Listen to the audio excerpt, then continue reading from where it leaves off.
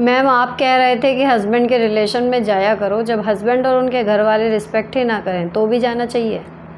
जी हाँ, क्योंकि आप अपने ससुराल वालों से जो रिश्ता रखती हैं, चाहे कोई कुछ भी कहे, लेकिन हम उन सब के साथ किस नाते से जुड़े हैं? अपने पति के नाते से। तो अगर हमारे हस्बैंड के थ्रू हम उनसे जुड़े हुए हैं, तो जब तक कोई बहुत बड़ी बात ना हो जाए या बिल्कुल वो ये ना कहें कि भाई नहीं आना ही नहीं है यहाँ पे, तुम्हें नहीं आना है ना, इस तरीके की कोई चीज़ जब तक वो ना कह दें, तब तक आपको अपने हस्बैंड के लिए उनकी रिश्तेदारी में जाना चाहिए। नहीं करें रिस्पेक्ट, थोड़ी बहुत कम कर रहे हैं, 19-20 कर रहे हैं, आपको ज़्यादा नहीं पूछ रहे हैं, तब तक कोई दिक्कत नहीं है।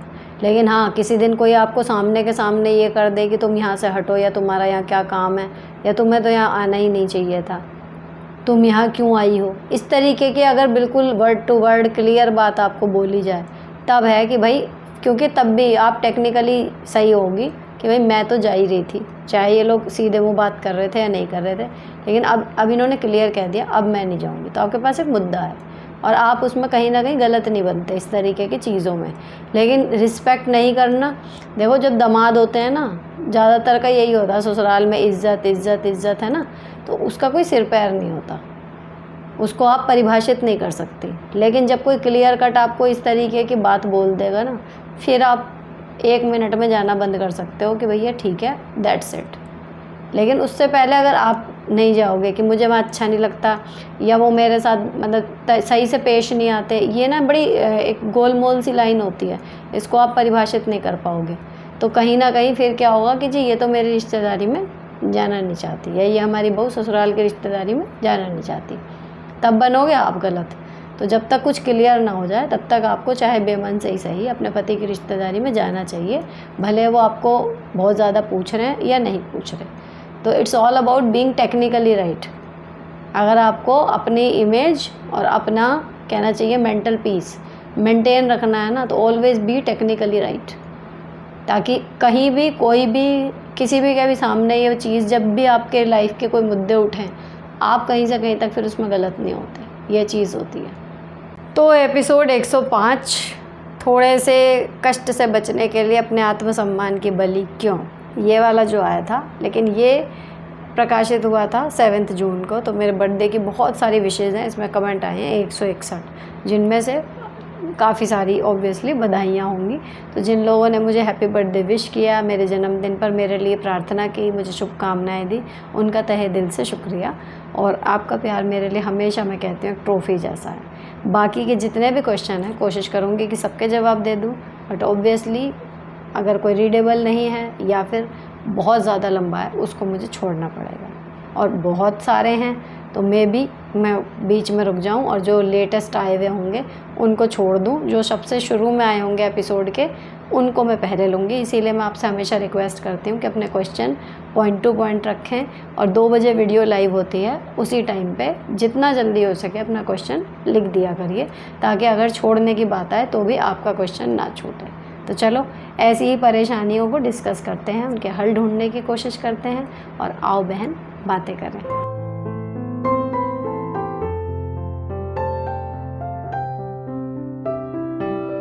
फर्स्ट क्वेश्चन इसमें देखा जाए तो सेकंड कहना चाहिए, आप इस समर वेकेशन में हाउस डीप क्लीन कैसे प्लान कर रहे हो, थोड़ा आइडिया देना, क्या कहाँ कैसे करें, डी क्लटरिंग टिप्स भी शेयर करना, वेटिंग फॉर रिप्लाई। देखो इस बार समर वेकेशन मेरी बिल्कुल अलग है। एक तो मैंने जिम ज्वाइन कर लिया, तो मेरी सुबह अलग हो गई है, और दूसरा हमारे घर में थोड़ा मरम्मत का काम चला था, अभी बीच में फिर पॉज हो गया है, पता नहीं स्कूल खुलने से पहले दोबारा जो होना है वो होगा, तो घर जो है वो सेट नहीं है, और ऐसे में डीप क्लीनिंग मैंने इस बार नहीं की। हालांकि मैं हर बार करती हूँ ये वाला टाइम, क्योंकि बेस्ट होता है। गर्मी तो है लेकिन क्योंकि स्कूल नहीं होता इस टाइम पे, तो बेस्ट होता है। आप तसल्ली से 2 की जगह 4 घंटे भी अगर लग रहे हैं ना, तो आपका शेड्यूल हो जाता है मैनेज, क्योंकि ना आपका स्कूल है ना बच्चों का। पर इस बार मैं नहीं कर रही हूँ सिंपल। अभी काफ़ी लेट हो गए हैं, लेकिन जिन लोगों के 1 या 2 जुलाई में जाके खुलेंगे उनके पास अभी भी 15-16 दिन हैं। आप अपने घर को छोटे छोटे हिस्सों में डिवाइड कर लीजिए। पहले बड़े हिस्से में बांटिए कि 7 या 10 अगर हैं, तो एक दिन में एक हिस्से को ले लीजिए, जैसे दिवाली की क्लीनिंग करते हैं, ठीक है। लेकिन अगर आपका घर थोड़ा छोटा है तो उसको भी या आपके घर के हिस्से बड़े हैं, मान लो लॉबी है इतनी बड़ी है कि एक दिन में नहीं हो सकती, उसको 2 पार्ट्स में डिवाइड कर लो। तो एक दिन में खाने सुबह जब नाश्ता वगैरह बनाते हो, उसके बाद अपना काम 9:30-10 बजे तक निपटा के फिर रोज़ के 1 से 1.5 घंटा 2 घंटा डीप क्लीनिंग को दे दो। इस तरीके से मैं करती थी हमेशा कि नाश्ते का काम निपट गया, देन 1.5-2 घंटे अपने किसी भी एक हिस्से की डीप क्लीनिंग कर दी, और काफ़ी हो जाता है इसमें। पूरे छुट्टियों में काफ़ी दिन मिल जाते हैं, क्योंकि दिवाली पे तो हौच पौच रहती है, एंड टाइम तक स्कूल बंद नहीं होता, और उन्हीं 5-6 दिनों में आपको सब कुछ करना होता है, और ढेरों शॉपिंग होती है। लेकिन इस टाइम ऐसा कुछ नहीं है, और कोई पूजा पाठ का काम नहीं बढ़ रहा, तो काफ़ी आसान हो जाता है। समर वेकेशन में आप सिंपल रोज़ का रूटीन बना लो कि मुझे 2 घंटे डीप क्लीनिंग को देने हैं, घड़ी से मिला के 2 घंटे दो, नहीं हुए उसके बाद छोड़ दो, नेक्स्ट डे कर लो, फिर भी आपका पूरा घर आराम से छुट्टियों में चमक जाएगा। स्टडी में कंटिन्यू कैसे रहें, ब्रेक हो जाती है बार बार। कंसिस्टेंसी, देखो कोई भी हैबिट अगर आपको बनानी हो, कंसिस्टेंसी उसमें लानी हो, तो मैंने 2-3 जगह अलग अलग प्लेटफॉर्म पे और अलग अलग तरीके से ये बात मेरे को समझ में आई है। जो एक मूल है कि अगर आप कोई चीज़ कर रहे हो, डेली कर रहे हो, ठीक है, और फिर वो बीच में ब्रेक हो जाती है, आप करना चाहते हो, तो बस इतना याद रखो कि एक दिन अगर छूट गई, इट्स ओके, कोशिश करो दूसरे दिन लगातार ना छूटे, यानी लाइन से 2 दिन मिस ना हो, है ना। तो दूसरे दिन जब मिस होने लगे ना, आप बस ये सोच के बैठो कि मैं बस 5 मिनट के लिए बैठ रही हूँ पढ़ने, या बस 10 मिनट के लिए बैठ रही हूँ, या बस 1 पन्ना ये पढ़ूंगी, चाहे फिर मुझे समझ में आए ना आए। आप ये ट्राई करके देखना, तो उसमें क्या होता है कि एक कंसिस्टेंसी आपकी बनी रहेगी, आदत आपकी बनी रहेगी। अब आप इसमें देखो, मैं ये चीज़ प्रैक्टिकली फॉलो कर रही हूँ वीडियो में। मैं घर में हूँ इस टाइम पे, मैं एडिटिंग का या ये वाले शूट का काम दिन में कर सकती हूँ अगर मैं चाहूँ तो। इस तरीके की लोकेशन है घर की कि थोड़ा बहुत डिस्टर्बेंस होगा, लेकिन हो सकती है। लेकिन फिर भी एक रिदम बना हुआ है कि सारा काम निपटाने के बाद, जैसे मैं अब आई हूँ, सारा काम निपटाने के बाद, आपने लिव लाइफ ईजी वाले व्लॉग में देखोगे, तो पूरा काम घर का निपटाने के बाद जब बच्चे सोने चले जाते हैं, तब मुझे एक वो आती है कि नहीं अब इस टाइम पे वीडियो शूट होनी है। तो वो एक मेरा टाइम के अनुसार वो बन गया, यानी जिस टाइम लोग सोने के लिए जाते हैं उस टाइम मेरा दिमाग इस मोड में आता है कि अब मैं आप लोगों के साथ बैठ के बातें करती हूँ। तो आप जब एक फ़िक्स टाइम पे एक फ़िक्स काम करोगे, है ना, तो पढ़ाई का एक तो अपना टाइम फ़िक्स रखो, और अगर किसी वजह से एक दिन छूट गया तो उसे एक ही दिन रहने दो, अगले दिन चाहे मतलब 5-10 मिनट के लिए बैठो, लेकिन बैठ जाओ। आप ये ट्राई करके देखना, काफ़ी हद तक आपका ये जो कंसिस्टेंसी टूटने वाला वो होता है ना, वो ख़त्म हो जाएगा। ये हर जगह मैंने अप्लाई करके देखा, ये चीज़ हर जगह काम करती है। और जो चीज़ आपने 1 दिन 2 दिन लगातार छोड़ दी, उसको पकड़ना हो जाता मुश्किल। तो कोई भी काम है, चाहे थोड़ा थोड़ा करो, उसको डेली करने का तरीका यही है कि भाई उसको डेली के ही रूटीन में शामिल रखो, और अगर एक दिन छूट गया कोई बात नहीं, रो में 2 दिन ना छूटे, बस ट्राई करके देखना और मुझे बताना ज़रूर, अपडेट करना। आपका नाम है रूबी यादव, मैं कोशिश करूँगी याद रहे। दी, अगर पेरेंट्स ही टॉक्सिक हों तो क्या करें, जबकि बोलेंगे कि हम तो बच्चों के लिए ही जी रहे हैं, सब कर बच्चों के लिए रहें, और अगले ही पल बद्दुआ देने में पीछे नहीं रहते, ऐसे पेरेंट्स से कैसे डील करें। देखो पेरेंट्स होते हैं टॉक्सिक, बहुत होते हैं, सुना पहले भी होगा आपने, तो उनसे डील क्या करना है, जस्ट एक पार्ट है आपकी लाइफ का। नॉर्मल जो पेरेंट्स हैं भाई, उनकी तरह वो नहीं हैं तो कोई बात नहीं, पर हैं तो पेरेंट्स ही। और रही बात ये कि बद्दुआ देने वाली, हो सकता है मुंह से दे रहे हो, लेकिन माँ बाप हैं, वो वाली बद्दुआ उनके दिल से कभी नहीं निकलेगी कि हाँ, जब तक आपने ही उनका कोई बहुत बुरा दिल नहीं दुखा दिया होगा कि हाँ सच में उनके वर्ड्स, मतलब कह सकते हैं कि उनके वर्ड्स वो जो बोल रहे हैं वो उतने मायने नहीं रखते उस टाइम पे। लेकिन अगर आपकी वजह से कहीं ना कहीं उनका इतना मन दुखा हुआ है और तब उन्होंने कुछ कहा है, तो वो तो टेंशन की बात है, क्योंकि माँ बाप की बद्दुआ से बच जाए ऐसी औलाद नहीं है ना। तो बात यह है कि आप अपने एक्शंस पे ध्यान दो कि वो चाहे मुंह से कुछ भी कह रहे हैं, लेकिन अगर आप वास्तव में ठीक ठाक चल रहे हो ना, है ना, उनका ऐसा आपके अकॉर्डिंग आप देख लो अपने आप को बाहर से। आप ऐसा कुछ ना करो जिससे, वही वाली बात अभी पहले प्रश्न वाली, कि टेक्निकली आप रॉन्ग हो। अगर आप अपनी लाइफ में ठीक ठीक जा रहे हो ना, सही कर रहे हो, तो वो मुंह से भले कह रहे होंगे लेकिन वो दिल से बद्दुआ नहीं दे रहे होंगे आपको। तो उनको डील जैसा करना कुछ नहीं है, जस्ट कह दिया हाँ ठीक है, अपने काम में लगे रहो, जब आप अपनी लाइफ में सक्सीड हो जाओगे तो कितने दिन है माँ बाप, फिर बाद में लगता ही है ना, कोई हो डांटने वाला, कहने वाला। तो ये चीज़ें मतलब पेरेंट्स के लिए तो मैं कह सकती हूँ कि उनके दिल में बुरा होगा, ऐसा मुझे नहीं लगता।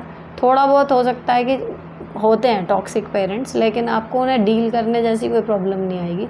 Just stay right in your life, be successful and be right, that's all. दी आपने जो टॉक्सिक पड़ोसन के लिए उसकी भाषा में आंसर देने की बात कही, वो भी मैं पहले ही करके देख चुकी हूँ, बट वो वर्बल अब्यूज़ एंड हमेशा डिस्टर्ब करने पे आ गई है। देखो, जब कोई बोलने से ना हारे तो वो आपके मौन से हारेगा फिर। लेकिन पड़ोसियों की ना टेंशन देखो होती थोड़ी क्रिटिकल ही है कंडीशन। हर आदमी, और अगर पैसे भी हैं तब भी घर बदलना इतना आसान नहीं होता है ना। तो उसमें वो वही है कि आप अपने फिर भाई या तो वो हावी हो रही है तो आप अपने शेल में चले जाओ। जैसे हमारे यहाँ भी है, हार्ड टू डील हैं। अब वही जो लोग पुराने बसे हुए हैं यहाँ पे, वो अपना उनकी फिर भी चल रही है, या कह लीजिए एक दूसरे का नेचर समझ में आ गया। सब एक दूसरे के पीछे एक दूसरे की बुराई करते रहते हैं, ठीक है, उनको आदत है।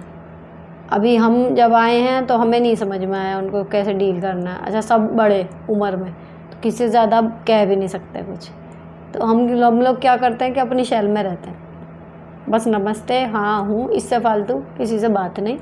जितना जिसने बुलाया उतना चले गए, वहाँ भी जाके अपना लिमिटेड इतना है।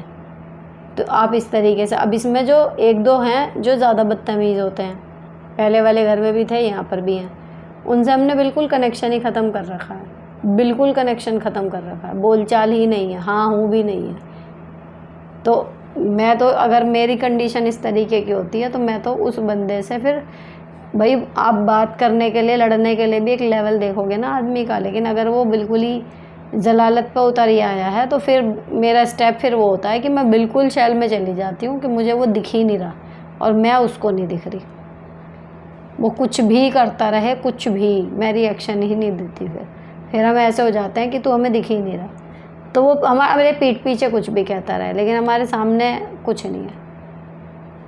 लुक अपना वो ही रखो दृढ़ कि हम डर नहीं रहे, लेकिन हम तुझे लड़ने लायक ही नहीं समझ रहे अपने से। आपकी एक अप्रोच ये वाली होनी चाहिए, है ना। तो इस तरीके से मैं तो हैंडल करती हूँ। अब आप देख लो, अगर अवॉइड कर सकते हो उसको, अवॉइड करने से, भाई कोई गाली गुप्तारी कर रहा है, कुछ भी कर रहा है, तो उसको आप अवॉइड पूरी तरह तो नहीं कर सकते, लेकिन एक्टिंग करो कि हमें फ़र्क ही नहीं पड़ रहा। बिल्कुल मतलब मत रखो, फॉर्मल भी। ऐसे आदमी का फिर इलाज ये होता है। कमेंट 2 बार आ चुका, किसी ने एक पिछले 4-5 वीडियो पहले एक कमेंट किया था कि मैं वर्क फ्रॉम होम के लिए कर सकती हूँ, किसी को ज़रूरत हो तो करे।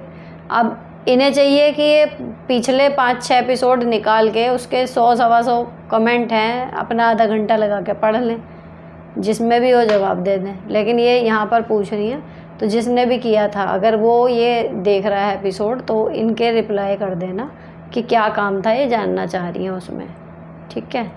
नेक्स्ट, हाय डियर, मेरी शादी से पहले हस्बैंड की कोई जीएफ थी। उससे पहले हमारा लॉन्ग डिस्टेंस रिलेशनशिप था, फिर सडनली उन्होंने बात करना बंद कर दिया। मैं भी वो उसी लड़की के रिलेशन में आ गए थे बिकॉज़ वो जॉब भी करती थी और सेम सिटी में थी। फिर अचानक 3-4 साल बाद उन्होंने मुझसे शादी के लिए बोला और घर रिश्ता भेज दिया। हमारी शादी हो भी गई, प्यार भी बहुत करते हैं, बट शादी के बाद पता चला उनका रिलेशनशिप था उनके चैट एंड ऑल से। जब भी याद आता है तो वो फ़ोटोज़ एंड चैट दिल में बड़ी बेचैनी होती है, डिप्रेसिंग फील होता है, भूल नहीं पा रही। अब उनका कोई लेना देना भी नहीं है, उस लड़की की भी शादी हो गई 3 साल पहले, फिर भी बहुत बुरा लगता है कि फिर उन्होंने मुझसे शादी क्यों की। उन्होंने आपसे शादी इसलिए की क्योंकि एक वाइफ मटेरियल अलग होता है और एक गर्लफ्रेंड मटेरियल अलग होता है हर इंसान के लिए। इवन लड़कियों में भी यही है, हस्बैंड मटेरियल अलग होता है, बॉयफ्रेंड मटेरियल अलग होता है। तो जब उन्हें लगा होगा उस लड़की के साथ जिसके साथ भी रिलेशन में थे कि चल रहा है ठीक है, लेकिन आपको और जब कंपैरिजन करके देखा होगा तो उन्हें हमेशा लगा होगा कि पत्नी के रूप में आप बिल्कुल परफेक्ट हैं, या आप ही वो हैं जिसके साथ वो पूरी ज़िंदगी एज अ हस्बैंड बिताएंगे। तो अगर इसको आप एक रेस मान के चल लो, एक कंपटीशन मान के चल लो, तो इसको आपने जीत लिया। आपके पति ने उनकी बजाय आपको चुना, वो आपके साथ पूरी ज़िंदगी बिताना चाह रहे हैं, ये हुआ है, तो इट इज़ ओके। अब आपने वो सब देखा, ये वो, देखो अतीत होता है, लेकिन अगर कोई बंदा उसको बिल्कुल पीछे छोड़ के और बिल्कुल फ्रेश स्टार्ट कर रहा है और आपको कोई शिकायत का मौका भी नहीं दे रहा, तो आपको कोई दिक्कत नहीं करनी है फिर मेरे हिसाब से। परेशानी तब होती है हम हैं और हमारे रहते रहते कहीं बाहर फिर चल रहा है उसका कहीं, लेकिन पिछला जो समय बीत गया, अगर वो अपनी पूरी जान भी लगा दें तो क्या उनको बदल देंगे उस टाइम को? तो इसमें वो चाह के भी कुछ नहीं कर सकते ना, तो जो हो गया वो आपको भी छोड़ना पड़ेगा। जस्ट ये सोच के चलो जब वो याद आए बात कि उनके सामने 2 चॉइसेस थी या जो कुछ भी था, लेकिन उन्होंने पत्नी बनाने के लिए फिर आपको, उन्हें लगा कि आप ही वो हो, ठीक है? तो इतना दिल छोटा मत करो, अब सब कुछ ठीक है, ये मान के चलो। सुनीता जी, मेरे हस्बैंड अपने रिश्तेदार परिवार वालों से रिश्ता रखना नहीं चाहते, बट उन सबको लगता है कि मैं भी नहीं चाहती। मैं हस्बैंड को बोलती हूँ हमारे बेटे के लिए हमें रिश्ते बहुत ज़्यादा घुसकर नहीं तो फॉर्मली तरीके से चलाना पड़ेगा, पर वो बोलते हैं नहीं चाहिए ऐसे रिश्ते। हमारा एक बुरा टाइम था, तब उनके साइड के किसी ने साथ नहीं दिया, ना हालचाल पूछा, इसलिए वो ऐसा करते हैं। मेरी रिश्तेदारी अच्छे से निभाते हैं, बोलते हैं साथ इन सब ने दिया है, आप बताओ मुझे क्या करना चाहिए। उनके चाचा के बेटे की शादी है, वो मना करते हैं। जैसा आपके पति को लग रहा है वो आपको उसके अनुसार ही काम करना चाहिए, ठीक है? और आपको चिंता की बात तब हो जब दोनों साइड से कहीं का भी रिश्ता ना हो। अगर आपके मैके की तरफ के रिश्तेदारी आपके मुसीबत के समय में काम भी आई और आपके और उनका बढ़िया चल रहा है, तो उससे आराम से पूरा पड़ जाएगा। वो बिल्कुल सही कह रहे हैं, तो आप फालतू अपोज मत करो। अगर कभी उनको लगे कि चलना है तो चल पड़ना, ठीक है ना? और रही बात कोई आपको ताने दे, सीधे कह देना कि भाई मैं तो इनके साथ हूँ, जब ये कहेंगे मैं आ जाऊँगी, ये कहें और मैं ना हूँ तब मेरी गलती है, बात ख़त्म। तो अभी आप अपने बीच में कलेश मत डालो, आपके हस्बैंड जो कर रहे हैं ठीक कर रहे हैं। Next, happiest birthday ma'am, always stay happy and blessed. And ma'am, आप क्या करते हो जो बर्थडे स्पेशल एंड यादगार बना रहे? इसमें क्वेश्चन भी था, मैंने इसलिए पढ़ लिया।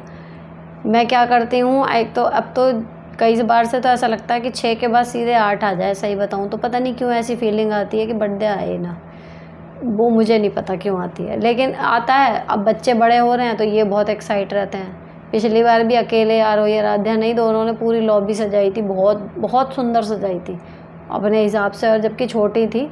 अभी तो फिर भी 1 साल में थोड़ी और समझदार हो गई। इस बार मैंने रात को ही रोक दिया था कि नहीं करना कुछ, क्योंकि एक्चुअली घर फैला पड़ा है। अच्छा, तो इस बार वो रात वाला सरप्राइज़ है, वो जो बच्चों को है थोड़ी एक्साइटमेंट रहती है। मैं क्या करती हूँ कि यादगार रहे, ऐसा कुछ स्पेशल पर्पजली नहीं करती, लेकिन कुछ ना कुछ हर बार नया हो जाता है, किसी बार कुछ और किसी बार कुछ। कभी कोई ऐसी ड्रेस पहन लेती हूँ जो इससे पहले नहीं पहनी थी कि बर्थडे है, कभी कुछ ऐसा खा लेती हूँ जो इससे पहले नहीं खाया था क्योंकि बर्थडे है, या फिर कोई पसंद की चीज़ ले लेती हूँ। इतने पैसे अपने पास हैं ही कि देखना तो पड़ता नहीं मुँह कि भाई मेरे हस्बैंड मुझे दिलवाएंगे या कुछ और है, तो मुझे जो चाहिए होता है एग्जैक्टली चाहिए होता है, अच्छा ठीक है बस बता दिया ही लेना है, तो वो कर लेते हैं। लेकिन ऐसा कुछ पर्पजली नहीं करती, पर हो जाता है हर बार कुछ ना कुछ। जैसे इस बार था जिम, तो जिम में जो मूवमेंट्स हम कर रहे हैं ना, वो मतलब मैंने अपने आप को ये दिया है कि हाँ, ये जज्बा अपने आप को इस बार गिफ्ट दिया है कि मैं आगे इतनी ही एक्टिव रहने की कोशिश करूँगी, जब जिम नहीं भी जाऊँगी तब भी। देखते हैं कितना हो पाता है, वादा तो किया है अपने आप से। नेक्स्ट, मैं 40 इयर्स की हूँ, आजकल कुछ भी करने का मन नहीं करता, भक्ति में इंटरेस्ट है पर वो भी ठीक से नहीं हो रही, ऐसा लगता है घर की रही ना घाट की, क्या करूँ? वो लगता है, बहुत सारे रीज़न होते हैं उसके पीछे। हमारी एज का जब भी एक दशक बदलता है ना, मतलब 20 से 30 में आते हैं तब यही होता है, 30 से 40 में आता है जब भी यही होता है, तो जस्ट अ फेज़, निकल जाएगा। जैसे स्टे काम, और जितना कर सकती हो, जो कर सकती हो उतना करो, कुछ महीने अपना स्लो मोड में रहो, लेकिन ये एक फ़ेज़ है, निकल जाएगा, यकीन करो। फिर आप आ जाओगे वापस अपने ट्रैक पर, जो भी आपकी लाइफ थी जैसी थी वैसी ही दोबारा हो जाएगी, अगर हारे नहीं तो। Next, hello the, happy birthday. Move on नहीं कर पा रही हूँ, हस्बैंड ने छोड़ दिया मुझे, वो खुद भी बहुत खुश है और मैं दिन भर बहुत टेंशन में रहती हूँ, कुछ बताएं मूव ऑन कैसे करें? मूव ऑन ना लड़कियां जल्दी नहीं कर पाती, चाहे शादी हो चाहे लव रिलेशनशिप हो, लड़के बहुत जल्दी कर जाते हैं। लेकिन उसके बाद जब लड़कियां एक बार मूव ऑन कर जाती हैं, फिर वो ऐसी चमकती हैं सितारे की तरह, और फिर वो वापस कभी नहीं आती, और लड़का कुछ दिन बाद डामाडोल हो जाती है उसकी खुशी। ये मैंने देखा है असंख्य बार। तो अभी आपका जो जोन चल रहा है ना, वो वही है कि आप जुड़ी हुई थी, फीमेल होती हैं इस तरीके की थोड़ा सा, जब हम दिल से किसी से जुड़ जाते हैं तो हमें वो तोड़ने में भी देर लगती है। वो गाने में नहीं कि लड़की जब हाँ कर दे तो निभाती है, तो बात वही है। अब हमने हाँ कर दी, हम तो निभा रहे हैं। अब वो जब टूटता है ना, तो लड़कियों को थोड़ा टाइम लगता है उस चीज़ से बाहर आने में, लेकिन आ जाओगी बाहर। और फिर ऐसी आओगी कि वो चाहे चरणों में लेट पेट हो जाए, तब आप वापस नहीं जाओगी, तब आप अलग अपना करोगे। तो जस्ट एक्सेप्ट कि हाँ ठीक है, मेरा टाइम चल रहा है ऐसा, मैं आऊँगी बाहर, और कोशिश पूरी करो। आप किसी भी चीज़ में खुश होने से पहले आपको ये लग रहा होगा कि मैं कैसे खुश हो जाऊँ, मेरे साथ तो ये हो गया। इस चीज़ को जिस दिन छोड़ दोगे उस दिन निकल आओगे बाहर। नॉर्मली अगर किसी हंसी के सीन को देख के हंसी आ सकती है, कोई खाने की चीज़ बढ़िया लगती है, तो हम आहा कर सकते हैं, देन करो, जियो वापस। छोटी छोटी चीज़ें नॉर्मल करो। आप कुछ भी, मुझे पक्का यकीन है, आप कुछ भी अच्छा करने से, हंसने से, या जिस भी चीज़ से आपको खुशी मिल सकती है ना, आप उस काम को कर ही नहीं रही होंगी, अवॉइड कर रही होंगी उसे, और कह रही होंगी कि मेरा मन नहीं कर रहा। लेकिन एक्चुअली मन कुछ नहीं, पर आपके ऊपर एक कहीं ना कहीं मेंटल प्रेशर है कि मेरे साथ ये हो गया, मैं कैसे कर सकती हूँ, इसलिए आप नहीं कर रहे। आप करना शुरू कर दो, लाइट मोड में आना शुरू हो जाएगी आपकी लाइफ।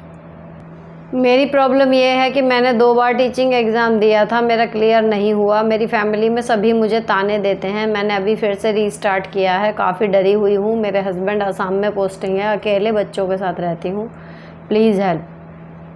देखो, अगर डर के करोगी तो इस बार भी नहीं होगा। किसी के ताने देने की बात नहीं है, वाइब्स होती हैं।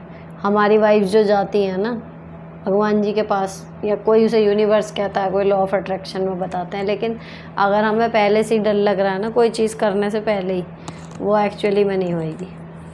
तो इसलिए फ्री माइंड होके दो, अपने आप को एक बार बैठ के समझा लो, हुआ तो ठीक, नहीं हुआ तो भी ठीक, मैं कुछ और कर लूँगी, है ना। लेकिन जम के तैयारी करो, बिल्कुल फ्री माइंड होके पेपर दो। अगर प्रेशर में ये वाला रहोगे ना कि 2 बार नहीं हुआ, इस बार भी नहीं होएगा, इस बार भी नहीं होएगा, बहुत चांस है कि वास्तव में ऐसा ही हो जाए, है ना। तो ये कहते हैं ना, बी पॉजिटिव, बहुत छोटा सा वर्ड है लेकिन बहुत ज़रूरी और बहुत ही मुश्किल अप्लाई करने में। तो जस्ट फ्री माइंड से तैयारी करो कि जम के पढ़ना है, जो पढ़ रहे हो समझ में आना चाहिए। मोटा सा एक बात याद रखो, जितना भी पढ़ोगी, जितना भी सीखोगी, अगर यहाँ काम नहीं आया ना, फॉर श्योर कहीं ना कहीं और काम आएगा। ये बात मेरी लिख के रख लो। नौकरी की हम तैयारी करते हैं, किसी भी चीज़ के लिए हम कुछ सीखते हैं, मान लो हमें वो चीज़ नहीं मिली, लेकिन वो सीखा हुआ हमारे पास रह गया, इन फ्यूचर कहीं ना कहीं वो आपका लाइफ में हमेशा काम आ जाएगा। बड़े बुड्ढे कहते थे ना, सीखी हुई चीज़ और रखी हुई घर में कोई चीज़ कहीं ना कहीं काम आ जाती है। तो वो रखी हुई चीज़ का तो आजकल डीक्लटरिंग के नाम पे वो हो गया जी, निकालो निकालो, नेगेटिविटी ये वो चीज़ तो अब ख़त्म हो गई। लेकिन जो हमने सीख लिया वो आज भी वही चीज़ है कि आपने कुछ भी सीखा है ना, इन फ्यूचर आपको वो कहीं ना कहीं काम आ जाएगी। तो आप जी लगा के तैयारी करो, जो किताबों में उसमें है, कोर्स में जो कुछ भी है उसे खूब बढ़िया से सीख लो। अगर यहाँ पे हो गया वेरी गुड, नहीं भी हुआ ना, वो नॉलेज कहीं ना कहीं आपके काम ज़रूर आएगी। तो ऐसा करने से आप नेगेटिविटी से बाहर रहोगे। जस्ट मैं सीखने के लिए, और कुछ ना कुछ तो हो ही जाएगा इस नॉलेज से, ये करने के लिए पढ़ रही हूँ, ये सोच के पढ़ो तो फ्री माइंड होके पढ़ोगे। हेलो दी, मैंने पहले भी बताया था हेयर कम है मेरे, हमेशा सर ढक कर रहती हूँ, डॉक्टर को भी दिखाया, कुछ खास फ़र्क नहीं पड़ा। पीआरपी को बोला है बहुत कॉस्टली है, देवरानी जेठानी के सामने अनकंफर्टेबल फील करती हूँ। देखो, यहाँ देवरानी जेठानी की बात ही नहीं है। अगर हम फिज़िकली किसी भी रूप में औरों से अलग हैं, कोई ऐसी कमी हमारे लुक्स में है जो बिना प्रयास करे ही आराम से दिख रही है, और हमें भी दिख रही है ऑब्वियसली सबसे पहले तो, और हम उसको लेके फिर कॉन्शियस हो रहे हैं, तो वहाँ देवरानी जेठानी की बात नहीं है। लेकिन जब ऐसी कोई दिक्कत हमारे शरीर में होती है ना, एक आदत भी हो जाती है कि लोगों का यही रिएक्शन आएगा, उसको लेने की, है ना। आप क्या हो, आप आपके बाल नहीं हो, कोई भी, उसका चेहरा, उसके बाल, उसके हाथ, उसका लुक्स, ये इंसान थोड़ी है। पूरी पर्सनैलिटी होती है ना इंसान की।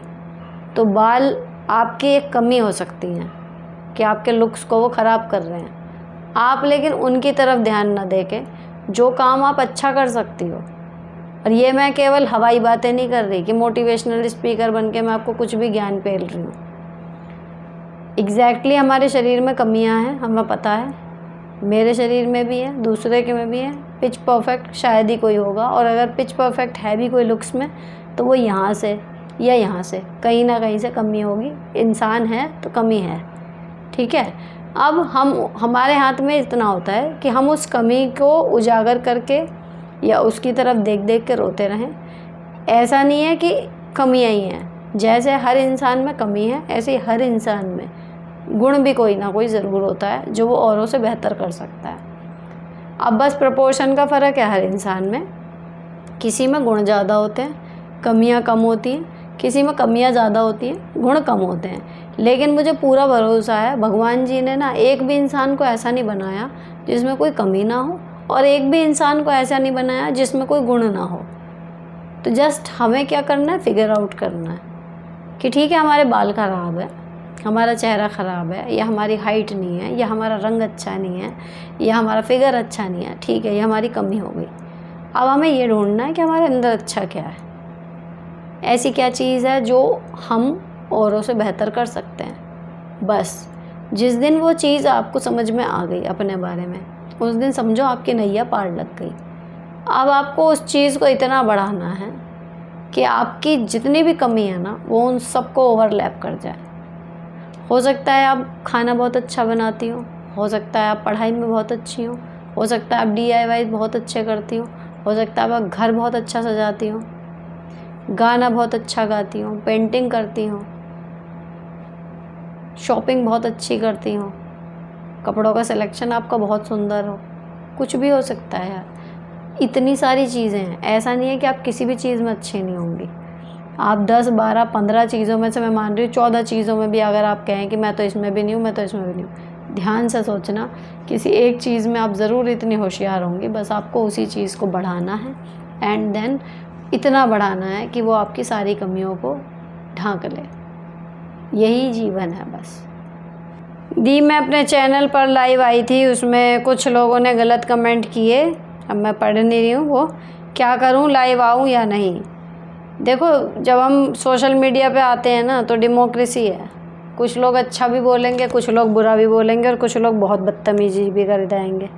तो सिंपल है, देखो वैसे तो कमेंट्स में आप उसको ब्लॉक कर सकते हो, वो आगे आपके चैनल पे कमेंट नहीं कर पाएगा। कुछ वर्ड्स अपने आप में ऐसे होते हैं जो यूट्यूब खुद ही हाइड कर देता है। जो ये लोग कहते हैं ना कई बार मेरा कमेंट्स क्यों नहीं दिख रहा, वो यूट्यूब खुद भी फ़िल्टर करता है, ठीक है। अभी क्या होता है, आप लाइव हो और शायद उस टाइम पे उन कमेंट्स में आप सेग्रीगेट कर पाओ, ऐसा ऑप्शन नहीं है। लेकिन आपको जब आप सोशल मीडिया पे आ गए तो थोड़ा सा आपको प्रिपेयर्ड रहना पड़ेगा कि कहीं से भी कुछ भी आ सकता है। लेकिन स्टार्टिंग में बहुत ज़्यादा फ़र्क पड़ता है।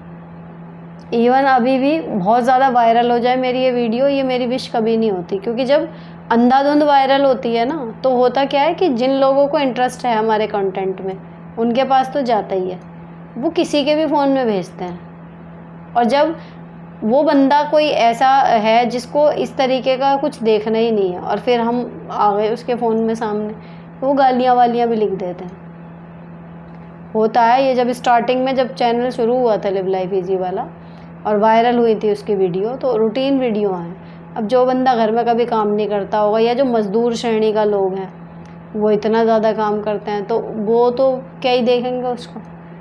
कारपोरेट वाले बच्चे जो होते हैं, नौकरी वाले, इंजीनियर, उनके फ़ोनों पे चले गए, उन लोगों के कमेंट आ रहे थे, हालांकि ठीक आ रहे थे, कुछ औरतों के आ रहे थे, तो इतने निगेटिव भी कमेंट आए हैं कि हद हो गई थी बिल्कुल। और मैं ऐसे हो गई थी कि मतलब क्या ही करूँ, इससे तो छोटा ही चैनल ठीक था, अपना थोड़े से लोग, थोड़े से कमेंट, अपना ठीक ठाक चल रहा था। ये तो ऐसा लग रहा है जैसे बीच बाज़ार में मैं खड़ा कर दिया, आता जाता हमें पत्थर मार के जा सकता है या फूल मार देगा, हम खड़े हैं बंधे हुए, कुछ कर ही नहीं सकते।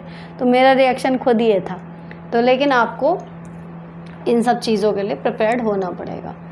तो अब मुझे आदत पड़ गई, अभी नहीं फ़र्क पड़ता, हालांकि अब आते भी कम हैं। अगर मैं और चैनल्स को देखूँ ना, उसके मुकाबले मतलब पॉइंट्स में है परसेंटेज, 1% भी मैं नहीं कहूँगी जो नेगेटिव या हेट कमेंट आते हैं तो इस तरीके के। लेकिन फिर भी अब जब कोई आता भी है ना, तो मुझे समझ में आ गया कि हाँ भैया डेमोक्रेसी है, कोई कुछ भी लिख सकता है। तो आपको ये सीखना पड़ेगा।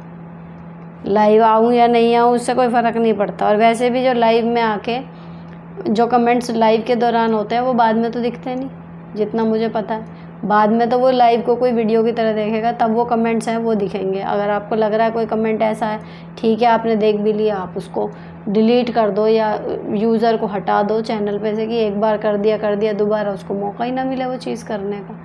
तो ये है थोड़ा सा, ये तो सीखना पड़ेगा आपको जब आप हो सोशल मीडिया पे। नेक्स्ट मैम, मैंने भी देखी दूसरे यूट्यूबर्स को आपकी कॉपी करते हुए, लेकिन वो है ना ओरिजिनल होता है और कॉपी होती है। मैंने नहीं देखा अच्छा किसी को। नेक्स्ट मैम, जैसे आप स्टिचिंग जानती हैं तो मेरी एक हेल्प कीजिए प्लीज़। मेरी हाइट 5 फीट 7 है, जिस वजह से कोई भी ऑनलाइन कुर्ता सेट मंगाती हूँ तो उसका बॉटम मुझे शॉर्ट पड़ जाता है, चाहे एक साइज़ अब भी मंगाऊँ। प्लीज़ कुछ सजेस्ट कीजिए कैसे ऑल्टर करवाऊँ एंड पहन सकूँ, थैंक्स।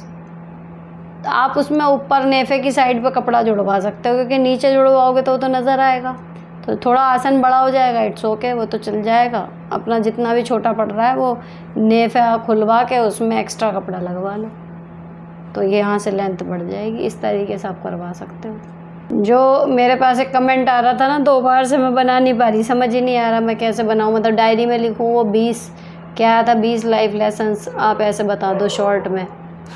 तो वो अभी ये कमेंट है कि देखो एक आया है, इसमें इन्होंने मेरी क्या क्या बातें अपने में अप्लाई करी हैं वो बता रही हैं कि मैं आपकी एक लाइन हमेशा याद रखती हूँ, कम वर्ड्स में धीमी आवाज़ में अपने मजबूत विचार रखो और वहाँ से कट लो, फिर लोग आपकी बात की वैल्यू करते हैं, बहस होने की पॉसिबिलिटी कम हो जाती है। ये प्रैक्टिकली काम कर रहा है।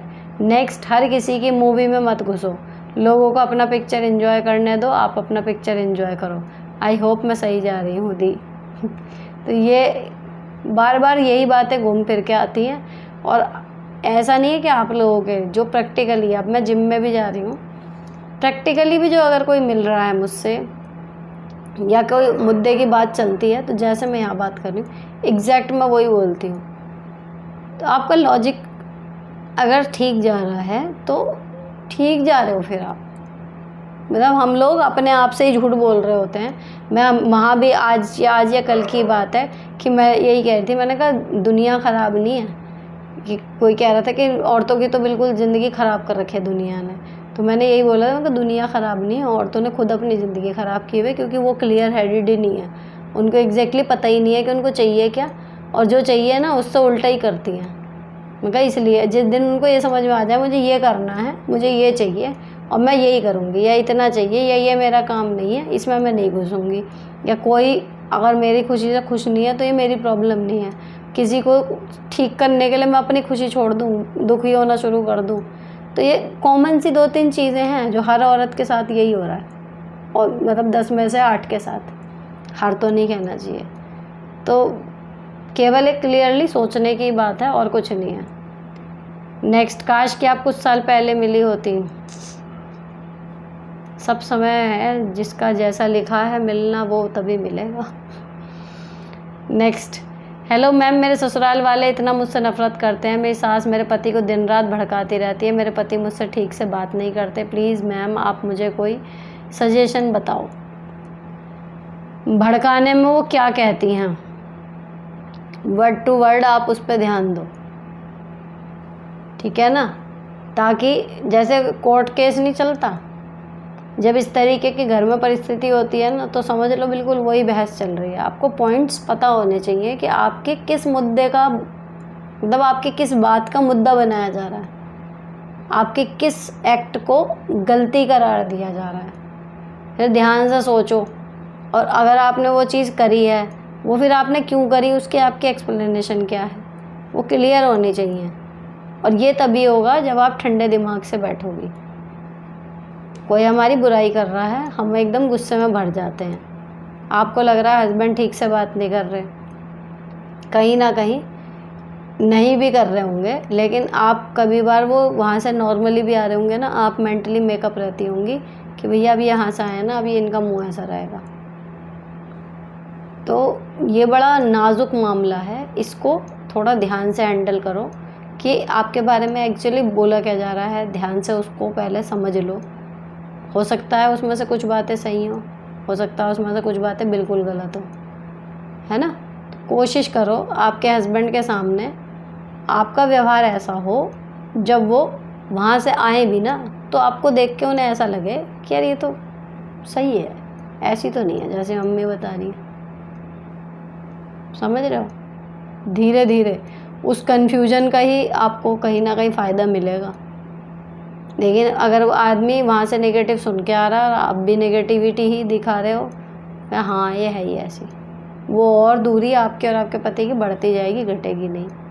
तो आपका जो सबसे पहला काम है ना, वो अपने और अपने पति के बीच का रिलेशन अच्छा करना है। मैंने पूछा था, मेरी भाभी मेरी मम्मी का मजाक बनाती हैं, वो थोड़ी भोली हैं, काम बहुत ज़्यादा करती हैं। मैं कुछ कहूँ कि आप जवाब क्यों नहीं देती तो कहती हैं बहुत तेज़ है, बोलने ही नहीं देती। जाने दो, वैसे परेशान बहुत रहती हैं। मेरी मम्मी भाभी से मुझसे कहती हैं तुम क्यों बुरा बनती हो, जाने दो। और मेरी भाभी दूसरों के सामने बहुत बली बनती रहती है, मुझसे मेरी मम्मी की हालत देखी नहीं जाती, क्या करूँ। मेरा एक ही भाई है, प्लीज़ कुछ बताइए। देखो आपकी मम्मी जो है पुराने टाइम की जैसी मम्मियाँ रहती थी ना, प्यारी वाली, वो वैसी होंगी। नहीं बनता उन लोगों से जवाब, पर तरस वही आता है कि सारी ज़िंदगी वो बेचारे सास ससुर की सुनते आए और फिर अब बहू बेटे की सुन रहे हैं, है ना। लेकिन आपका बोलना वो सही कह रही है कि बेफालतू में आप बुरी बनोगी, आप किसी को भी कहोगी, भाभी को या उनको, बेकार ही है। तो आपकी मम्मी जो है देखो बच्ची नहीं है, परेशान रह रही है, मैं मान रही हूँ, लेकिन अगर वो जवाब नहीं दे रही या अगर वो नहीं ले रही स्टैंड, तो ये उनका अपना है। आपका इसमें बोलना या तरस खाना कोई मायने नहीं रखता। मैंने स्टार्टिंग में एक वीडियो भी बनाई थी कि इस तरीके से माँ बाप की साइड लेके ना कहीं लड़कियाँ अपने लिए गड्ढा भी खोदती हैं और कहीं ना कहीं अपने माँ बाप के लिए भी मुश्किलें खड़ी कर देती हैं। अब सोचो, जब आप कुछ नहीं कह रहे तब वो भाभी अभी मजाक में या कुछ और में कह के आपकी मम्मी को ऐसे रख रही है। अगर आपकी वजह से भाई या भाभी के बीच में लड़ाई हो गई या आपने कुछ कह दिया उन्हें, तब वो आपकी मम्मी का बाद में क्या गत बनाएगी। तो यहाँ जो बोलने का रोल है ना, वो आपकी मम्मी का ही है। वो बोलें उन्हें जो बोलना है, आपको बोलना है तो बिल्कुल गलत है ना। और मुझे उम्मीद है कि जिस दिन उनकी लगेगा कि भाई बस हो गई, बस आप अपनी मम्मी को यही समझा सकती हो कि आपने दादी बाबा की सुन ली होगी या जो कुछ भी है, वो आपके बच्चे हैं, आपको ठीक लग रहा है तो आप सुनो, नहीं आप बोल सकते हो उन्हें कड़क आवाज़ में। कभी तो बोलना सीख लो, एक बार ये बार, तो परेशान मत हो। या फिर अगर आपको लग रहा है कि कोई बात नहीं मैं बोल पा रही, इट्स ओके, तो इसका स्ट्रेस मत लो फिर। तो अपनी मम्मी को एक साइड सोचना कर दो कि या तो टेंशन मत लो, क्योंकि देखो बुढ़ापा है, टेंशन अंदर अंदर लेती रहेंगी तो भी खतरे की बात है, कोई ना कोई बुरी घटना उनके हेल्थ के साथ हो सकती है ना। तो उनको यही बोलो कि मम्मी एक साइड हो जाओ, या तो स्ट्रेस मत लो, जो बोल रही है बोलने दो, फिर आप भी उसमें ले लो कि ठीक है इसकी तो आदत ऐसी है। और अगर आपको बुरा लग रहा है, स्ट्रेस ले रही हो, तो एक बार बैठ के बात कर लो कि मुझे नहीं पसंद, आराम से कर लो, मत लड़ाई करो, आराम से बुलाओ बैठाओ कमरे में, तब बात कर लो कि बेटा मेरे को इस तरीके से तेरा बात करना पसंद नहीं है। तो अपनी माँ को आप एक किनारे सोचने के लिए प्रेरित कर सकती हो, लेकिन उनकी जगह पे आप सोचो आप कर लो तो बने बनाई सारी चीज़ें ख़राब हो जाएंगी। मैम थैंक यू, आपकी वजह से मेरी लाइफ में बहुत चेंज आया है। मेरी माँ को कैंसर है, मैं पूरी तरह से डर गई हूँ। माँ तो नहीं रही, अब डर ये लगता है कि मेरी हबी को आगे चल के कुछ हो गया तो मैं क्या करूँगी। ये डर मुझे जीने नहीं दे रहा, मैं क्या करूँ, इस मरने के डर को दिमाग से कैसे निकालूँ, प्लीज़ रिप्लाई देना। देखो ये डर होना स्वाभाविक है, अपने लिए जब जिम्मेदारी हमारे ऊपर होती है तो अपने लिए, अपने अपनों के लिए, कि कहीं जब किसी को भी ऐसा कुछ होता है लगता है हमारे साथ हो गया तो इसको एक्सेप्ट करना मुश्किल होता है। लेकिन बात यह है कि जो लिख चुके हैं ना प्रभु, हम उसे बदल नहीं सकते। और अगर हमारी लाइफ में ऐसा कुछ लिखा है कि हमारा कोई अपना हमसे पहले जाएगा, तो उसके बाद हमारा क्या होएगा वो भी उन्होंने लिखा ही होगा कुछ ना कुछ, है ना। तो जस्ट हमारा जीवन प्रभु की इच्छा से चल रहा है, हमारे लिए जो बेस्ट है वो उन्होंने रख रखा है। अगर हमसे गलतियाँ हुई हैं तो उसका परिणाम भी हमें भुगतना है, उसके लिए भी हमें मेंटली प्रिपेयर्ड रहना पड़ेगा कि मे भी कुछ ऐसा हुआ हो जो उसको भुगतने के लिए हमारा कुछ ख़राब हो टाइम। लेकिन वो भी प्रभु की इच्छा है ना, तो जितना समर्पण का भाव रखोगे भगवान के प्रति या जिसको भी आप मानते हो, उतना आपको डर कम लगेगा फ्यूचर को लेके। ये मैंने देखा है। और जितना चीज़ों को आप सोचोगे मेरे हाथ में है, उतना ही ज़्यादा डर लगता है। तो जब भी डर मेरे को लगता है इस तरीके का, मैं तो हमेशा भगवान को ही देख के कि ठीक है, अगर जो आपने सोचा होगा या जो आपने लिखा होगा तो वही। जब वो होगा तब भी मेरे लिए भी कुछ सोचा ही होगा कि मेरे जीवन में क्या होएगा। तो ये आप भी अगर सोच लो तो काफ़ी हद तक वो एंजाइटी या जो बीपी सा बढ़ता है ना, वो कम हो जाता है।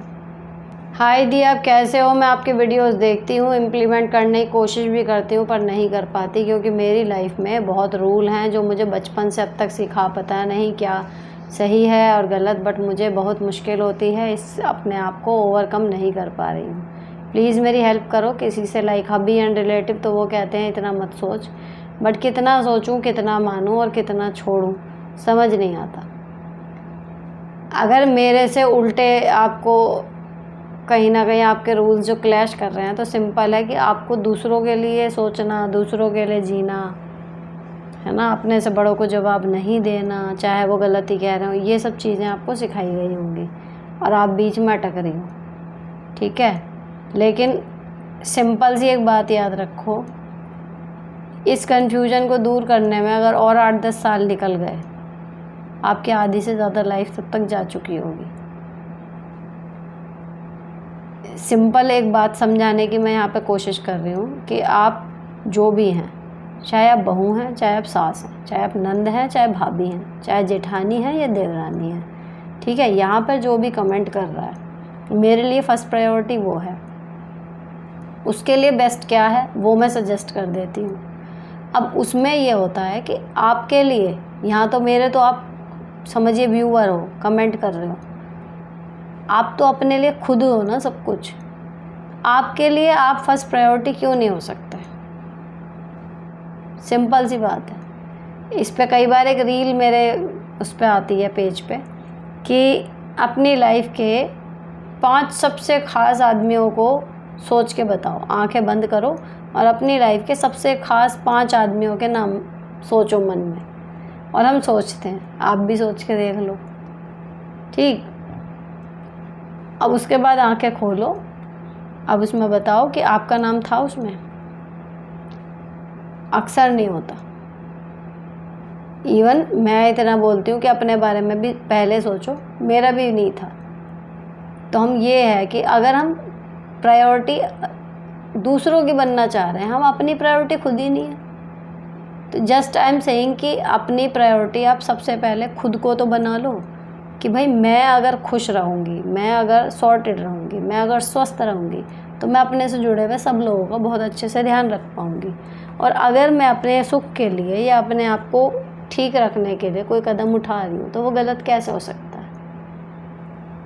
या मैंने अपने आप को कुचल दिया, अपनी पर्सनैलिटी को बिल्कुल क्रश कर दिया, उसके बाद मैंने अपने किसी रिश्तेदार को खुश कर लिया, तो उससे मुझे क्या हासिल हुआ? क्या ही मिल गया मुझे? आज से 10 साल बाद क्या वो बात याद रखेगा? क्योंकि उसको नहीं पता मैंने उसको खुश करने के लिए क्या चीज़ छोड़ी, कितना मैं अपने अंदर घुटी, उसको नहीं पता होगा। तो जब वो चीज़ काउंट ही नहीं हो रही, तो उसको करने के लिए आप इतना कष्ट उठाओ, उसमें मुझे लॉजिक समझ में नहीं आता। ये वाली चीज़ है। तो भाई कुल मिला के एक लाइन याद रखो कि अपनी टॉप प्रायोरिटी लिस्ट जब बनाओ, तो उसमें पहले नंबर पे, दूसरे नंबर पे कहीं तो खुद को रखो।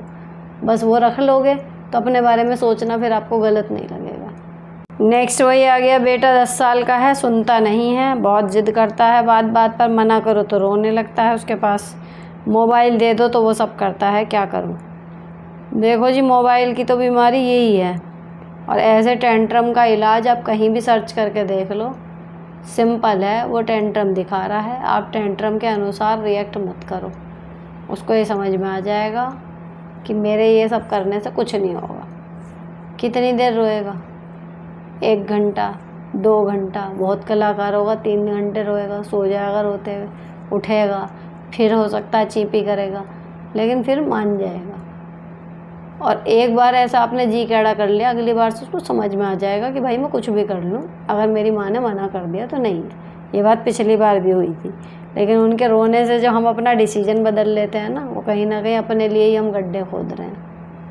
हेलो दी, मेरा एक क्वेश्चन है कि जब पति अपने भाइयों पर अंधा पैसा खर्च करे, यहाँ तक कि अपना क्रेडिट कार्ड भी दे दे और हम लोगों के परेशान करे कि कम पैसे खर्च करो, तो क्या करें? तो आप भी यही करो कि हम ही क्यों कम करें। अगर हाथ खींचना है तो सब तरफ से खींचो, वो तो आपकी ज़िम्मेदारी भी नहीं है, हम तो आपकी ज़िम्मेदारी हैं। हाथ खींचना है तो सब तरफ से खींचो, और खुला करना है तो सब तरफ खुला करो, नहीं तो घर में कलेश होता रहेगा। एक ये है बेचारी बच्ची परेशान, आज मेरा भी बर्थडे है, मेरी सिस्टर ने आज मुझसे झगड़ा किया और पूरा बर्थडे स्पॉइल कर दिया। मैंने आज खाना भी नहीं खाया, उसने अपनी फ्रेंड के साथ खा लिया है। मेरी फैमिली में भी किसी ने ढंग से विश नहीं किया सिवाय मम्मी के। मुझे अब बस ये बताओ कि how can I survive in this environment and be happy plus not punish my self. जब आपकी बहन ने आपसे झगड़ा किया तो बदले में आपने खाना नहीं खाया, ये आपकी गलती है, ठीक है। मान लिया बर्थडे स्पॉइल हो गया, मूड ख़राब हो गया, लेकिन आप खाना खाती। और अगर थोड़ा भी बर्थडे का क्रेज़ था तो चाहे छोटा सा केक अकेले ही काटती, लेकिन काटती। अगर आप इस बार ये काम कर लेती ना, सच में आप में आज हिम्मत आ जाती कि ठीक है मैं अकेली हूँ, अकेली ठीक हूँ। क्योंकि आपकी फैमिली भाई नहीं रख रही है आपको ठीक तरीके से। अब आप उनसे इतना क्यों जुड़ी हुई हो ये मुझे नहीं समझ में आ रहा। आप भी तो उसी परिवार की हो, जब उन्हें है ही नहीं, आपसे बिल्कुल भी कनेक्शन फील ही नहीं हो रहा, आप लगी हुई हो उनमें। लेकिन ठीक है, अब उन्हें बदल नहीं सकते, पर यही गलती करी है, झगड़ा हो गया। अगर मैं आपकी जगह होती, जो मैं आपको सलाह दे रही हूँ, अगर मैं आपके पास होती उस टाइम पे, तो सिंपल यही कहती है आपसे फ़ोन पे कि ठीक है बर्थडे ख़राब हो गया, उसने झगड़ा कर लिया, उसने खा लिया, अब तू भी बढ़िया सा खाना मंगा या बना और खा, और एक छोटा सा केक भी काट अपने लिए खुद ही, हैप्पी बर्थडे का। सोशल मीडिया पे फ़ोटो डाल, अलोन ऑन माई बर्थडे, इतना भी डाल देती इस तरीके से। क्योंकि भाई जब कोई इतना बुरा कर रहा है ना, तो वो डिज़र्व करता है बदनाम होना, सीधी बात। हम क्यों छुपाएं? हमने गलती करी है क्या? तो जिसने गलती करी है ना, जो इतना गलत कर रहा है चीज़ों को, उसको चाहिए कि उसका प्रचार हो, बदनाम हो कि वो कितना बेकार कर रहा है हमारे साथ। नेक्स्ट, मेरा 3.5 ईयर बेबी बॉय है। अब कुछ टाइम से मैं सेकंड बेबी के लिए सोच रही हूँ। मेरे हस्बैंड बोल रहे हैं अडॉप्ट कर लेते हैं बेबी गर्ल। अग्री क्या जे सही है? हाँ जी सही है, प्रॉब्लम कुछ नहीं होगी। प्रॉब्लम क्या, भाई पेपर वर्क सही से करके लेना, तो क्या ही प्रॉब्लम होएगी, फिर ठीक रहेगा। Next, happy birthday ma'am, God bless you, आप हमेशा खुश रहें। मुझे आपसे पूछना है, मेरी सासू माँ ने मेरे 4 सोने के कंगन धोखे से ले लिए हैं और मांगने पर कहती हैं मैंने बेच दिया। अब ननंद की शादी में हमें कुछ देना चाहिए या नहीं? प्लीज़ बताइए। अपने पति से बात करो, अपनी फाइनेंशियल कंडीशन देखो। अगर वो उन्हीं के दिए हुए थे और उन्होंने बेच दिए तो जाने दो, ठीक है। लेकिन अगर आपके मैके के आए हुए थे और फिर उन्होंने गड़बड़ कर दी, फिर तो नहीं बनता भाई कुछ देना वेना, ठीक है। पहले नुकसान उन्होंने इतना कर लिया, बाकी आप अपने पति से बात करो कि उनको क्या लग रहा है। नेक्स्ट, मेरा डिवोर्स हो गया है 4 साल पहले। मेरे 2 बच्चे हैं, बेटा 7 साल का और बेटी 6 साल की। मैं अपने पापा के साथ रहती हूँ। मैं अपने बच्चों को कुछ नहीं बताया, उनके पता है पापा काम से दुबई गए हैं, जब आएंगे तो मिलेंगे। मुझे जानना है क्या ठीक है उन्हें बताना, और स्कूल में सिंगल पेरेंट बताना ठीक होगा? बच्चों के दिल दिमाग पर कोई बुरा असर तो नहीं पड़ेगा, क्योंकि अभी वो छोटे हैं ये सब समझने के लिए। देखो 7 साल का है, छोटा ही है अभी बच्चा आपका, लेकिन बता देना चाहिए उसे। अभी नहीं तो 2-3 महीने, टेक योर टाइम, लेकिन उसको जितना जल्दी हो सके बता दो। बच्चों को अंधेरे में नहीं रखना चाहिए। रही बात ये कि जी वो तो उन्हें अभी भी लगेगा कि जब औरों को पापा के साथ देखेंगे आपके पापा कहाँ हैं, है ना, तो उनको लगेगा। लेकिन समझ में आनी चाहिए, उनके लेवल पे लाके किसी तरीके से उनको बता देना कि पापा आप नहीं आएंगे। क्योंकि दिक्कत ये है, देखो अगर वो कभी मिले ना उनके पापा उनसे और फिर उन्होंने कोई और स्टोरी सुनाई, वो ज़्यादा नेगेटिव जाएगा बच्चों के दिमाग पे। इससे अच्छा आप बता दो। नेक्स्ट, हेलो दी, मैं गवर्नमेंट जॉब की प्रिपरेशन कर रही हूँ। मेरा 2.5 साल का बेबी है। सास ससुर के साथ रहती हूँ पर उन्हें मेरा पढ़ना अच्छा नहीं लगता और बस चाहते हैं मैं घर का काम करूँ, कहीं बाहर ना निकलूँ। कैसे डील करूँ? अब वो क्या चाहते हैं उससे फ़र्क नहीं पड़ रहा ना, आप क्या चाह रही हो उस पर अड़ी रहो। उनके चाहने से बैठ जाओगी तो चल जाएगा काम। अभी तो पढ़ रही हो, सिलेक्शन हो जाएगा ईश्वर ने चाहा तो। नौकरी करने जाओगी तो उनके मुंह तो बने ही रहेंगे, तो बने हुए को बिगाड़ो मत। दी, मेरी तबीयत ख़राब थी, रीढ़ की हड्डी में दिक्कत थी। मेरी सास मुझे छोड़कर अपने मैके चली गई एक शादी में 15 दिन पहले ही, और मुझे बोली कि अपने मायके चली जा, ज़्यादा दिक्कत है तो। अब उनकी तबीयत ख़राब थी, मेरी और मेरे बच्चों की छुट्टियां हुई तो मैं अपने हस्बैंड के यहाँ चली गई। अब उनके मायके वालों ने मेरे पति को खूब सुनाया कि तुम लोग को कोई जिम्मेदारी नहीं है, माँ को छोड़ दिया। मैं गवर्नमेंट टीचर हूँ, मेरे हस्बैंड फोर्स में है, प्लीज़ बताएं कि मैंने सही किया। हाँ, अगर पर्सनल उस पर देखें तो सही किया। बाकी जो ये लोग बोल रहे हैं, तो आपके हस्बैंड ने तब नहीं कहा कि जब इसके रीढ़ की हड्डी में चोट लगी थी, मम्मी भी तो शादी में ही चली गई थी, तब वो कैसे मैं उससे कह दूँ कि अब तू मत जा? तो आपके हस्बैंड को वहीं पे बता देना चाहिए था, वहीं की वहीं बात ख़त्म हो जाती। आप मेरी मम्मी की उम्र की हैं, इसलिए मैं आपसे पर्सनल नंबर पे आपसे बात करनी है। पर्सनल नंबर मैं यहाँ नहीं दे सकती बेटा। नेक्स्ट, हाय मैम, मेरी बेटी ने भागकर शादी की है, 4 साल हो गए, वह अपने घर में खुश है, हमें उससे कोई तकलीफ़ नहीं, लेकिन मेरे ससुराल वाले लोग उससे बात करने के लिए मुझे ज़िम्मेदार समझते हैं और मुझे ताने देते हैं। क्या करूं? जब ताने दें, अगर वो बिल्कुल खुश है तो कह दे करो कि अरे जो हो गया ठीक है, मैं तो कह कह के थक गई कि मेरा हाथ नहीं है, लेकिन है तो खुश ना, तो आप उसे भूल जाओ। सोच लो वो है ही नहीं, तो कम से कम ताने तो नहीं मिलेंगे। Next, thank you so much दी मेरे आंसर करने के लिए, लेकिन अब हस्बैंड ऐसा अपने घर पे मुझे नहीं रखना चाहते, ना ही रेंट पर घर लेकर बोलते हैं तुम जाओ जहाँ हो वहीं रहो, वहीं से गवर्नमेंट जॉब ले लो। अभी मैं तुम्हें यहीं अपने साथ नहीं रख सकता हूँ। तब मैं बोली कि रेंट पर घर ले लीजिए, साथ में रहेंगे, तो बोले कि लोग क्या कहेंगे, अपनी वाइफ को लेकर अलग घर में रहता है। तो दी, अब मुझे क्या करना चाहिए या इसका सोल्यूशन क्या होना चाहिए? देखो जी, सबसे पहले जॉब पकड़ो। अगर अलग रहना है किराए वाले कमरे में या वहाँ पे जहाँ पे रह रहे हो और जॉब मिल रही है वहीं पर लेनी है, पहले अपनी जॉब सिक्योर करो। ये सारे रगड़े तो सारी ज़िंदगी के हैं, समझ जाएंगे। जॉब एक बार गड़बड़ हो गई तो हो ही जाएगी। नेक्स्ट, हेलो मैम, मैंने 103 एपिसोड में सवाल किया था, वो गायब हो गया। मेरे सवाल है कि मेरे पति ने बहुत कर्जा किया है, हर महीने 80,000 भरने के आते हैं, बट इनकम 20,000 ही है। घर में पूरे पैसे नहीं देते, बोलते हैं नहीं है। मैं भी बाहर काम नहीं कर सकती क्योंकि मुझे सर्वाइकल कैंसर की फर्स्ट स्टेज है। प्लीज़ बताएं कैसे अपनी मेंटली और फाइनेंशियल सिचुएशन ठीक करूं।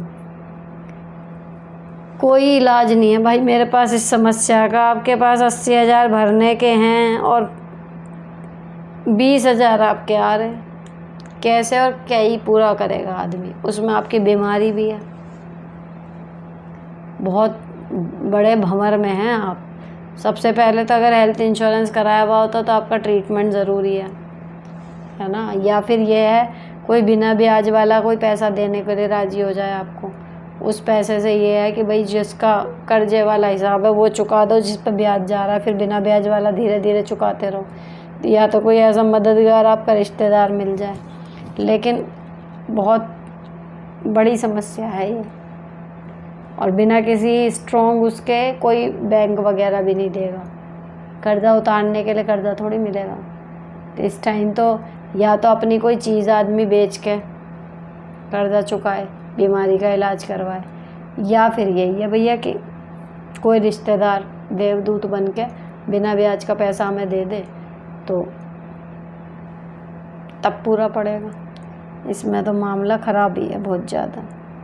दी मैं अपने इन लॉज से अलग रहती हूँ शादी के बाद से, क्योंकि जगह का इशू था, लेकिन मेरे इन लॉज बहुत टॉक्सिक हैं, मतलब वो मुझे पसंद नहीं करते, पर वो अपना काम निकलवाना जानते हैं। जब भी मुझे ज़रूरत होती है तो हमेशा पीछे हट जाते हैं। जब मेरी और मेरी बेटी 3 साल की थी उससे भी प्यार नहीं करते, बस दिखावा करते हैं। लेकिन अब साथ में घर लेने की बात हो रही है और साथ में घर ले भी रहे हैं। मैंने हाँ तो कर दिया, लेकिन उन लोगों की हरकतों से मैं फिर से डिप्रेशन में हूँ। पैनिक अटैक आते हैं पास्ट की चीज़ों से, मुझे समझ नहीं आ रहा साथ में रहूँ या नहीं। मत रहो, साफ मना कर दो, क्योंकि आपका जो डर है ना ये वास्तव में सच हो जाएगा। अभी तो दूर रह के इतनी परेशानी है, जिस दिन एक घर में रहना पड़ेगा ना हालत ख़राब हो जाएगी। बार बार रोज़ झगड़े करने से अच्छा एक बार कहना सही कि भैया अलग ही रह लेते हैं। मुझे नहीं लगता कि हम साथ रह पाएंगे। नेक्स्ट, हेलो दी, कमीनी नंद ने भाई के ऊपर रेप का चार्ज लगाया है, उसमें मैं भी हूँ। आपने बोला था निकल जाओ घर से, सही बोला था, लेकिन मैंने इतना नहीं सोचा था कि इतनी नीचे गिर जाएगी। अब डिसाइड किया है हम इसके साथ नहीं रहेंगे पूरी ज़िंदगी के लिए। हम दोनों ने रिश्ता ख़त्म कर दिया। सास से भी बात नहीं करती, कभी भी बात करेगी तो उसको भी खूब सुनाऊंगी, लेकिन तहजीब से ताने मारूंगी। ऐसा करना सही होगा? प्लीज़ दी रिप्लाई करना।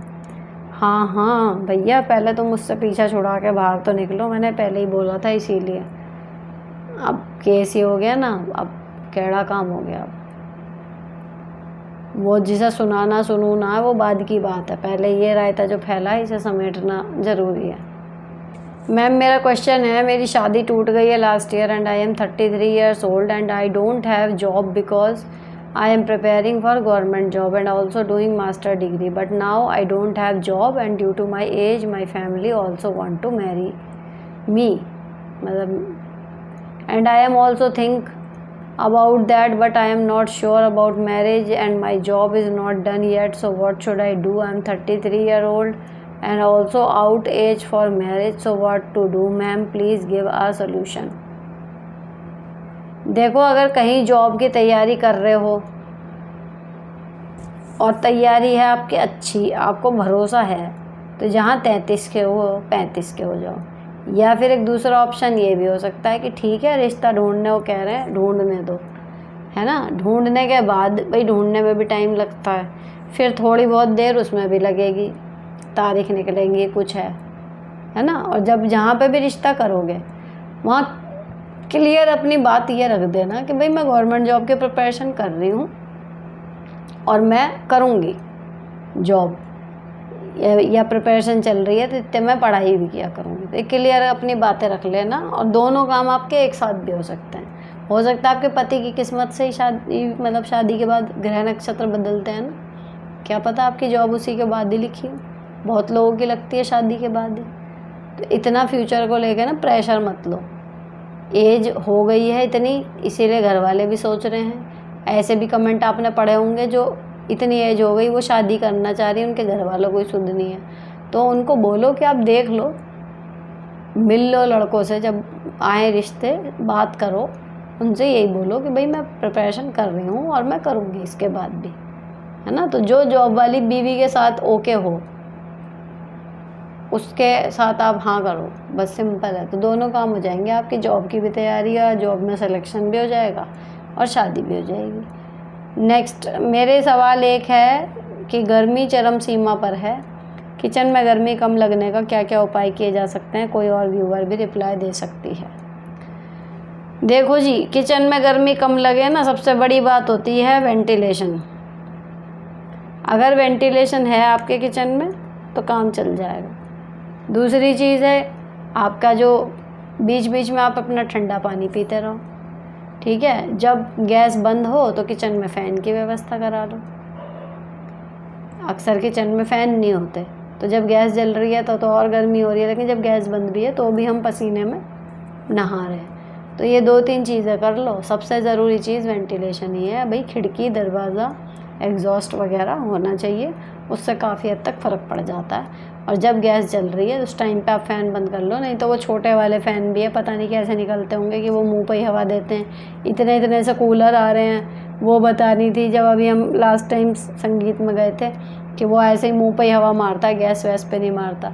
तो बहुत सारे उपकरण आजकल अवेलेबल हैं, चाइनीज़ ही आइटम है ये, लेकिन ढूंढोगे तो मिल जाएगा। मुझे कुछ मिला तो मैं दिखा दूँगी, ऐसा कुछ है ना। तो ये है थोड़ा सा, और पानी पीते रहो, कपड़े ढीले पहनो, यही कर सकते हैं। ये थे इस एपिसोड के ढेरों सवाल, और जिन्होंने मुझे बधाइयाँ दी हैं उनकी सबकी मैंने पढ़ी हैं, और जितना मुझे समझ में आया मैंने सबको एक हार्ट भी दिया है। किसी किसी ने बहुत सुंदर कविताएं और बहुत ही प्यारी विशेज़ लिखी हैं। I am very thankful to all of them. अब ये वाला एपिसोड यहीं पर ख़त्म होता है। अच्छा लगा हो तो चैनल को सब्सक्राइब कर देना। आपकी या आपके किसी जानने वाले की ऐसी कोई प्रॉब्लम हो तो ज़रूर टाइप करना, ताकि मैं उसको अगले एपिसोड में पढ़ूँ। अब मैं चलती हूँ, मिलूँगी आपसे नेक्स्ट एपिसोड में। Till then bye bye, stay beautiful and stay sorted always.